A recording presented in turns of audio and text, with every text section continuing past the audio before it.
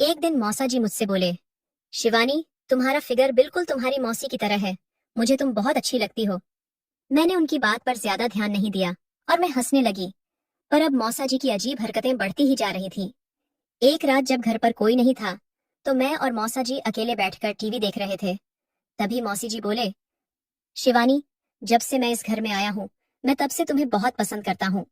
मैं तुमसे शादी करना चाहता हूँ और पूरी रात तुम्हारे साथ क्रिकेट खेलना चाहता हूँ। और इतना कहकर उन्होंने अपना बैट। हेलो दोस्तों, आज की इस रोमांचक कहानी में आप सभी का स्वागत है। मेरा नाम शिवानी है और मेरी उम्र अभी 21 साल है। मेरी हाइट 6 फीट है और मैं दिखने में भी बहुत सुंदर हूँ। मैं अपने माता पिता की इकलौती बेटी हूँ। हमारे घर में केवल हम 3 लोग ही रहते थे, पर कुछ दिनों पहले हमारे मौसा मौसी भी हमारे ही घर में शिफ्ट हो गए थे। उनके शिफ्ट होने के बाद से हमारे घर में 5 लोग हो गए थे। मेरे मौसा जी की उम्र ज्यादा नहीं है, क्योंकि मौसी जी की शादी छोटी उम्र में ही हो गई थी। मौसा जी की उम्र करीब 35 साल होगी और वो दिखने में भी बहुत सीधे लगते थे। लेकिन धीरे धीरे मुझे समझ में आ रहा था कि मौसा जी बस दिखने में ही सीधे लगते हैं। वो हर वक्त मुझे अजीब नजरों से देखते थे। मैं जब भी उनसे बात करने बैठती थी वो मेरे उभारों की तरफ देखते रहते थे। एक बार वो मुझसे बोले, शिवानी, तुम भी अपनी मौसी की तरह ही बहुत सुंदर हो। तुम्हारा फिगर भी उन्हीं के जैसा है। मौसा जी के मुंह से यह सब बातें सुनकर मुझे बहुत ही अजीब लगता था। कभी कभी मुझे लगता था कि ये सारी बातें मैं अपनी माँ को बता दूं। फिर मुझे ये भी पता था कि वो मुझ पर भरोसा नहीं करेंगी। पर धीरे धीरे मौसा जी की हरकतें बढ़ती ही जा रही थीं। एक दिन मैं कॉलेज से आने के बाद अपने कपड़े चेंज कर रही थी। तभी अचानक से मौसा जी मेरे कमरे में आ गए। मैं उन्हें देखकर चौंक गई और बोली, मौसा जी, आप यहाँ क्या कर रहे हो? वो बोले, मैं तो बस अपना मोबाइल फोन लेने आया था, जो मैंने रिकॉर्डिंग ऑन करके तुम्हारे कमरे में ही रख दिया था।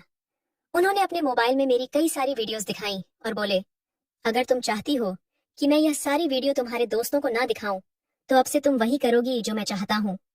मेरे पैरों तले जमीन निकल चुकी थी, पर अब मेरे पास और कोई रास्ता नहीं था। मैं वही करती थी जो मौसा जी मुझसे करने के लिए कहते थे।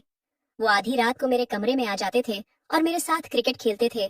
मुझे उनके साथ क्रिकेट खेलने बिल्कुल अच्छा नहीं लगता था, पर मैं और कर भी क्या सकती थी।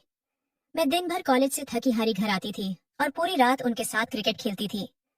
मैं पूरे दिन परेशान रहती थी, पर जब मैं अपने दोस्तों के बीच रहती थी तो मुझे थोड़ा सा सुकून रहता था। मैं उस वक्त बीए थर्ड ईयर की पढ़ाई कर रही थी। मैं अपने कॉलेज की सबसे खूबसूरत लड़की थी और इस बात पर मुझे कॉलेज में अवार्ड भी मिला था। मेरी सुंदरता की वजह से मैं अपने पूरे कॉलेज में प्रसिद्ध थी।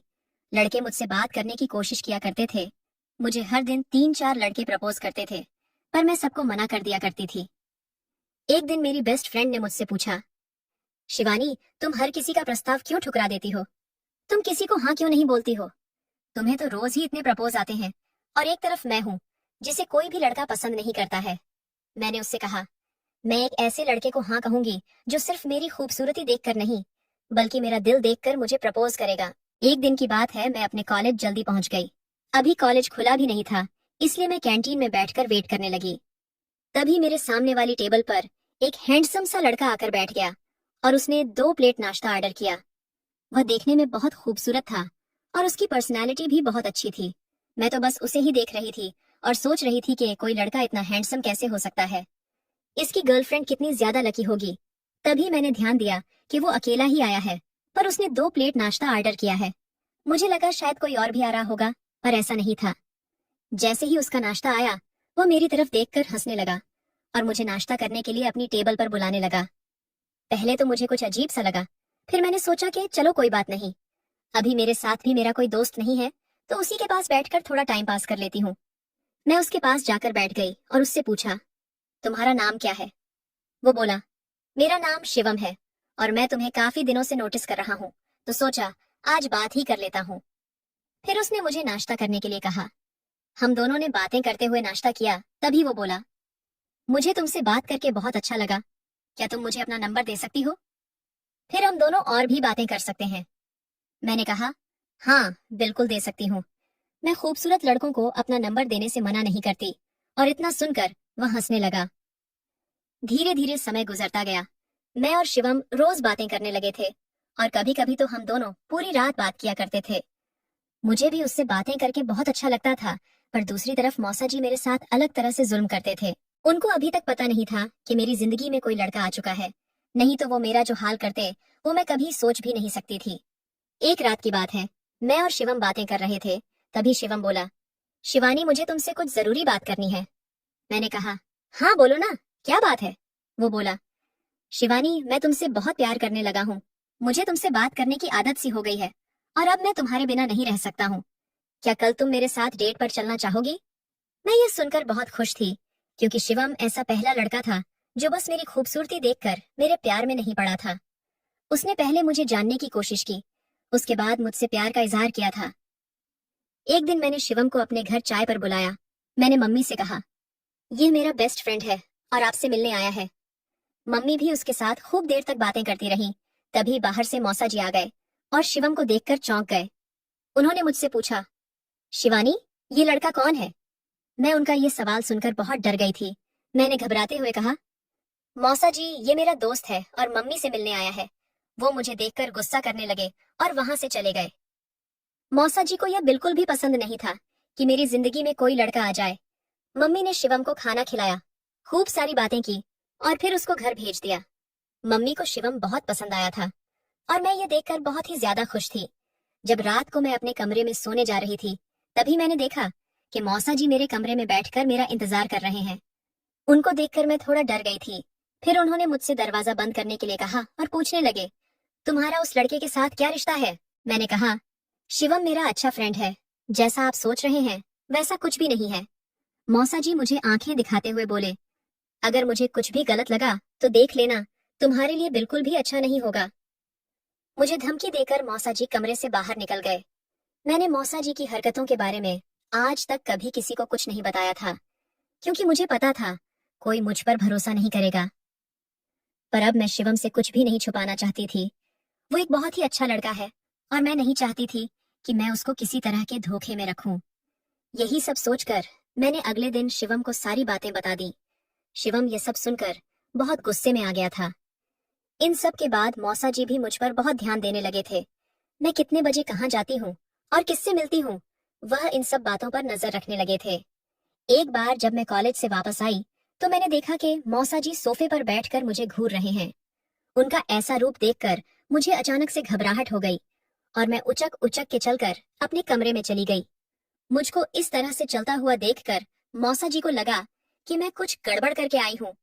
जैसे ही मैं अपने कमरे में पहुंची, उसके 5 मिनट बाद मौसा जी मेरे कमरे में आ गए। मैंने देखा कि मौसा जी आज बहुत गुस्से में हैं। मैंने उनसे पूछा, मौसा जी क्या हो गया है? वो बोले, तुम इस तरह से क्यों चल रही हो जैसे कि तुम किसी और के साथ क्रिकेट खेल कर आई हो? तुम्हें पता है ना कि मुझे यह सब नहीं पसंद है। क्या तुम चाहती हो कि मैं वो सारी वीडियो तुम्हारे दोस्तों को दिखा दूं? मैं समझ गई थी कि इस स्थिति को मुझे अपने हिसाब से ही हैंडल करना होगा। मैंने सोचा कि क्यों ना मौसा जी को भी दीवाना बना दूं, तो फिर यह मुझे इस तरह से ब्लैकमेल करना बंद कर देंगे। मैंने उन्हें जोर से अपने गले लगा लिया और फिर मेरा और मौसा जी का भी सिलसिला शुरू हो गया था। मुझे जब भी मौका मिलता था, मैं मौसा जी के सामने कुछ ना कुछ नाटक करने लगती थी, ताकि उनको लगे कि मैं कुछ गड़बड़ करके आई हूँ। एक दिन मैंने डिसाइड किया कि मैं इस सिलसिले को दूसरे लेवल तक ले जाऊंगी। एक दिन मौसा जी अकेले बैठकर टीवी देख रहे थे, तभी मैं सोफे पर जाकर लेट गई। मैंने ऊपर से रजाई ओढ़ रखी थी। मौसा जी भी उसी सोफे पर मेरे पैरों के पास बैठकर टीवी देख रहे थे। उनका पूरा ध्यान टीवी पर था। मैं उनका ध्यान अपने ऊपर लाना चाहती थी, इसीलिए मैंने कहा, मौसा जी वैसे तो आप मुझे पूरे दिन घूरते रहते हो और अब जब मैं आपके सामने लेटी हुई हूँ तब आप कुछ भी नहीं कर रहे हो। आज आपके अंदर का जानवर कहाँ चला गया? घर पर कोई नहीं है, मैंने दरवाजा भी बंद कर दिया है, तब भी आप मुझ पर नहीं टूट रहे। इतना सुनकर मौसा जी ने टीवी बंद किया। तभी उन्हें महसूस हुआ, यहाँ तो सच में कोई नहीं है। वह मुझसे कुछ कहना चाहते थे लेकिन कह नहीं पा रहे थे, पर मुझे उनके अंदर की आवाज निकलवानी थी, क्योंकि मैंने मौसी जी और मम्मी को दूसरे कमरे में छुपा कर रखा था। मैंने उनसे कहा, मौसा जी आप घबराओ मत, मैं किसी को कुछ नहीं बताऊंगी। आपको जो भी कहना है आप मुझसे कह सकते हो। मौसा जी मुझसे बोले, जिस दिन से मैंने इस घर में कदम रखा है तब से मैं तुमसे प्यार करता हूँ। मैं तुमसे शादी करना चाहता हूँ और रात भर तुम्हारे साथ क्रिकेट का खेल खेलना चाहता हूँ। मुझे पता है कि तुम्हें भी बैट बॉल का खेल बहुत ज्यादा पसंद है। मैं भी अपने बैट से तुम्हारी बॉल मारना चाहता हूँ। मैंने कहा, मौसा जी अब आप देर क्यों कर रहे हो? जल्दी से आओ, क्रिकेट खेलने की तैयारी करते हैं। जैसे ही उन्होंने बैट बाहर निकाला, मैंने तुरंत उठकर कमरे की लाइट जला दी और चिल्ला चिल्ला कर मम्मी मौसी को बुला लिया। मैंने रंगे हाथों मौसा जी को पकड़वा दिया था।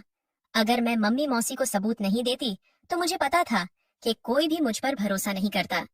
मैंने मौसा जी की सच्चाई सबके सामने ला दी थी और ये सारा प्लान मैंने और शिवम ने मिलकर बनाया था। कमेंट करके जरूर बताइएगा कि आपको ये कहानी कैसी लगी। अगर आपको ये कहानी पसंद आई हो तो इसे लाइक करें और अपने दोस्तों के साथ भी शेयर करें। आगे भी ऐसी रोमांचक कहानियों के लिए हमारे चैनल को सब्सक्राइब करें और बेल आइकन दबाना ना भूलें।